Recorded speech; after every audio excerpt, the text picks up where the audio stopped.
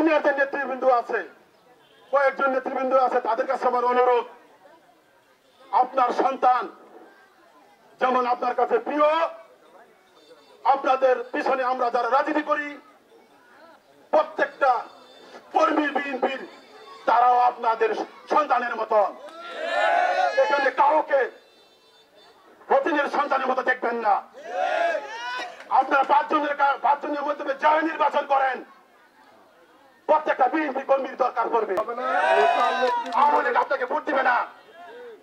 তাই আমি বলছি, রানা ভাই হোক, ফাত্তা ভাই হোক, বাচ্চু ভাই হোক, সিদ্দিক ভাই হোক, মুশফিক ভাই হোক, যাই হন, আপনাদের কাছে নিজের গ্রুপের লোককেই সন্তান মনে করবেন না।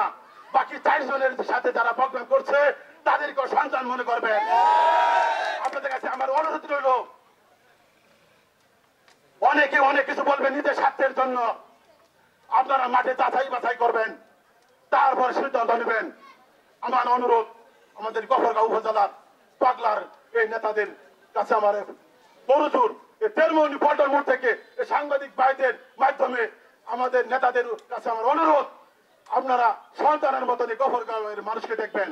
আপনারা জানেন আমরা আপনাদের হুকুম পালন করতে গিয়ে আমাদের এই গফরগাঁওয়ের কতজন জীবন দিয়েছে, শাকিল, কমল সহ কতজনে পঙ্গু হয়েছে, কতজনের হাত ভেঙেছে, কতজনের ঘর বাড়ি ভেঙেছে, কেউ হয়তো আমরা শান্তিতে থাকতে পারি নাই। একাধিক মামলা আমরা খেয়েছি। এই গফরগাঁও পাগলা থানা সবচাইতে বেশি দক্ষিণে আমি মামলা খেয়েছি। আমি ইয়াসিন খান 13টা মামলা খেয়েছি। এই পাগলা আমারও মিথ্যে মামলা, আমাকে ধরে একটি মারা মামলা দিয়েছে। আমি ঘটনাস্থল এতের মনে আমি ছিলাম না, ওই দিন এতের মনে আমি ছিলাম না। এই মিথ্যা মামলা আমি প্রশাসনকে দৃষ্টি আকর্ষণ করব। আমি যতটুকু শুনতে পেরেছি, রাকিবের বাবা আমাকে আসামি করবার চেয়েছিল না, মামলায় হবার ছিল না।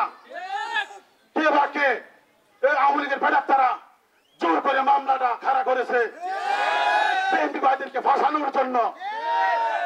আমি এই জন্য দৃষ্টি আকর্ষণ করছি প্রশাসনের কাছে। আমি প্রশাসনের কাছে আবারও পরিদূরভাবে অনুরোধ করছি, আজকে এই সাংবাদিক ভাইদের মাধ্যম দিয়ে সঠিকভাবে তদন্ত করুন।